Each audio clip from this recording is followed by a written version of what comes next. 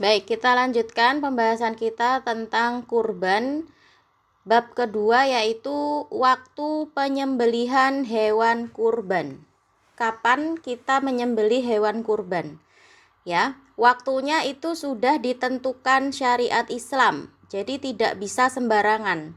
Ya, tidak bisa tiba-tiba, hari ini aku mau kurban, ya, langsung beli kambing disembelih, nggak boleh seperti itu ya. Kalau kita berniat untuk kurban itu ada aturannya, ada termasuk diatur adalah waktunya. Kapan waktunya? Nah, menurut mayoritas ulama atau menurut sebagian besar ulama, waktu penyembelihan hewan kurban itu tanggal 10 Zulhijjah. Kapan? Setelah sholat Idul Adha dan 3 hari berikutnya, yaitu pada hari Tasyrik, tanggal 11, 12, dan 13 Zulhijjah.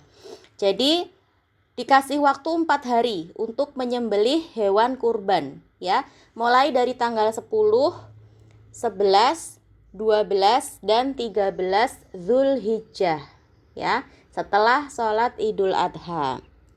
Jadi pada 4 hari itu kita dilarang berpuasa, ya. Semua umat Islam di dunia harus makan-makan, ya, nggak boleh berpuasa di 4 hari ini. 10, 11, 12, dan 13 Zulhijjah. Nah, adapun waktu pelaksanaan penyembelihan hewan kurban sebagai berikut. Awal waktu, yaitu setelah sholat Idul Adha.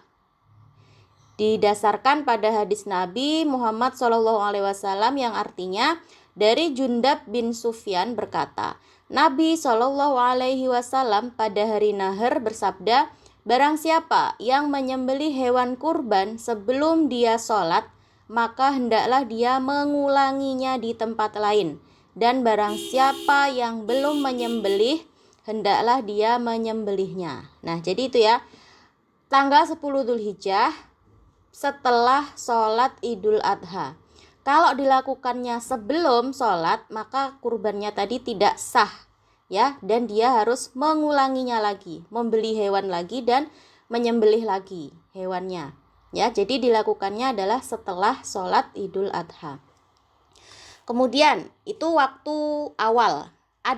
Sedangkan waktu terakhir, ya, akhir waktu penyembelihan adalah pada akhir hari Tasyrik, yaitu berarti tanggal berapa? Tanggal 13, terakhir banget tanggal 13 Zulhijjah, sebagaimana yang diriwayatkan oleh Jubair bin Mut'im dalam hadis berikut. Dari Jubair bin Mut'im berkata, seluruh hari-hari tasyrik adalah waktu penyembelihan. Ya, jadi mulainya tanggal 10 dan terakhir tanggal 13, selama 4 hari, 10, 11, 12, dan 13 Dzulhijjah. Menurut Imam Syafi'i, akhir waktu penyembelihan adalah sebelum matahari terbenam pada tanggal 13 Dzulhijjah. Jadi sebelum maghrib tanggal 13 Dzulhijjah itu adalah terakhir banget waktu untuk berkurban. Setelah lewat maghrib, ya, setelah lewat matahari terbenam tanggal 13 itu berarti kurbannya sudah tidak sah, ya, bukan dihitung sebagai ibadah kurban lagi karena waktunya sudah habis. Nah, kita harus memperhatikan betul waktu pelaksanaan kurban ini ya. Apabila dilakukan penyembelihan di luar waktu yang sudah ditentukan, maka ibadah kurbannya tadi tidak sah dan tidak termasuk kurban, ya. Nanti jatuhnya hanya sedekah aja, ya, menyembelih untuk makan-makan biasa, sedekah. Jadi bukan, tidak dihitung sebagai kurban. Itu ya, diingat-ingat betul. Tanggal 10 Zulhijjah setelah sholat Idul Adha dan terakhir adalah tanggal 13 Zulhijjah sebelum matahari terbenam. Itu waktu penyembelihan kurban. Sekarang tempat pelaksanaan kurban. Di mana? Di mana tempat yang paling baik untuk menyembelih hewan kurban?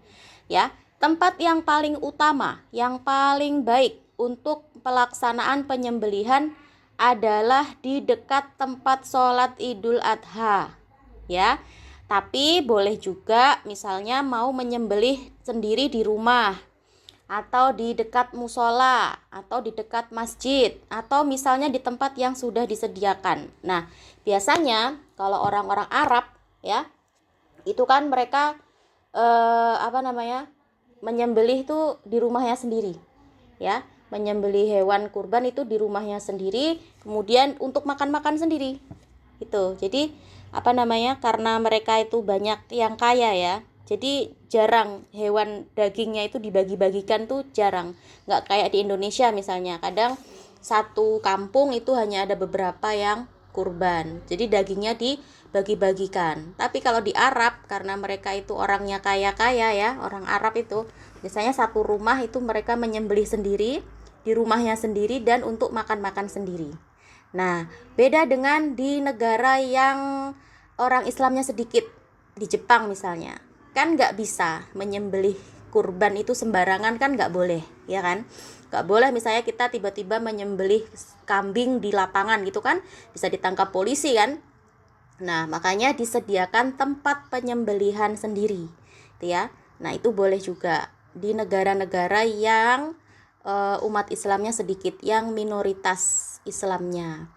Nah, sahabat Abdullah bin Umar. Abdullah bin Umar ini siapa? Anaknya Umar bin Khattab, ya. Termasuk sahabat juga, namanya Abdullah. Makanya dipanggil dengan Abdullah bin Umar. Nah, Abdullah bin Umar ini menyembelih kurbannya di manhari. Manhar yaitu penjagalan atau rumah pemotongan hewan. Nah, ini ya, jadi kita orang-orang yang tinggal di negara minoritas Islam, misalnya di Eropa, di Amerika, di Jepang, di Korea itu ya, yang orang Islamnya sedikit, itu boleh ya menyembelih kurban di tempat khusus atau di tempat khusus untuk pemotongan hewan. Gitu. Nah, sekarang tata cara penyembelihan hewan kurban. Nah, ada caranya untuk menyembelih hewan. Ya, dalam berkurban itu ada cara yang harus sesuai, ya, yang harus sesuai dengan yang disyariatkan oleh Nabi Muhammad. Nah, pernah nggak melihat langsung waktu di Indonesia? Pernah nggak Idul Adha pulang ke Indonesia terus melihat langsung penyembelihan kurban? Pernah lihat nggak? Nggak pernah. Kalau di Jepang pernah lihat nggak? Nggak pernah juga, sama Ustazah juga nggak pernah. nggak berani Ustazah lihat langsung penyembelihan itu, masih nggak berani ya. Nah, ada tata cara yang harus diikuti ketika menyembelih hewan kurban. Yang pertama apa? Yang pertama, pastikan bahwa alat untuk menyembelih, nah pisaunya ini harus benar-benar tajam ya.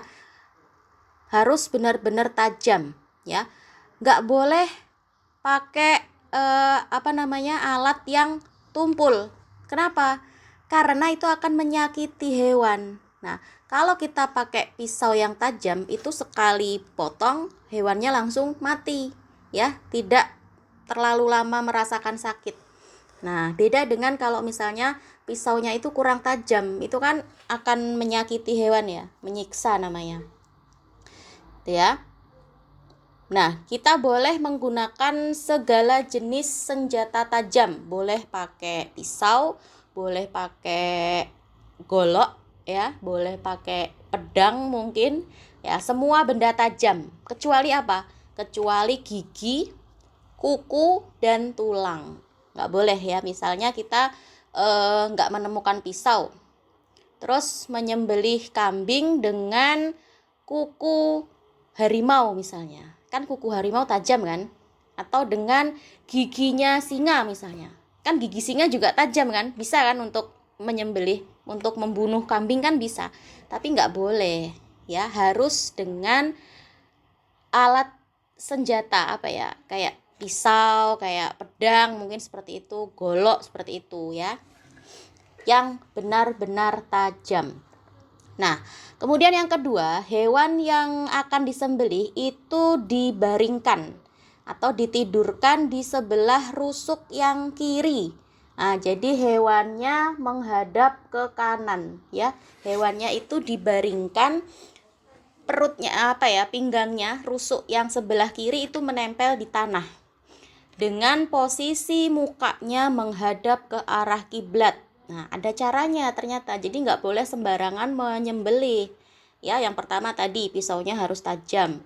Kemudian hewannya itu dibaringkan dengan menghadap ke kiblat. Jadi menghadap ke kanan, menghadap ke arah kiblat dengan membaca doa Rabbana taqabbal minna innaka antas samiul alim.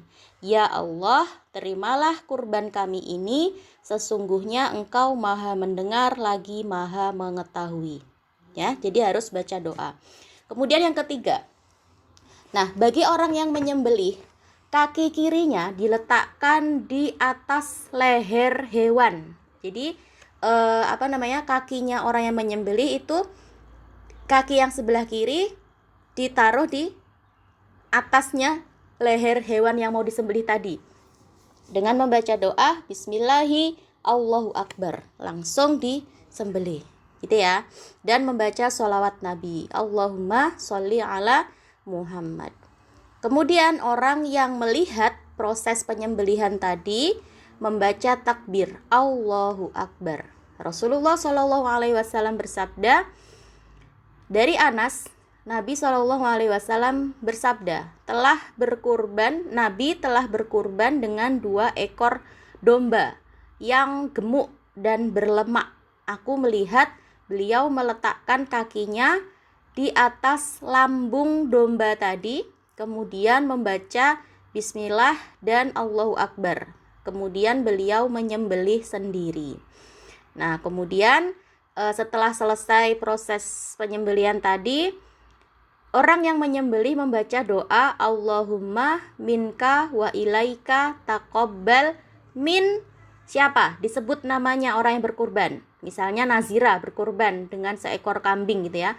Setelah selesai disembelih kambingnya, orang yang menyembelih tadi membaca doa Allahumma minka wa ilaika taqabbal min Nazira. Tuh, disebut nama orang yang berkurban. Kemudian selanjutnya membaca doa Nabi Muhammad. Bismillah Allahumma taqabbal min Muhammad wa ali Muhammad wa min ummati Muhammad. Hewan yang disembelih dengan 1 kali potongan atau penyembelihan, ya. Maksudnya apa?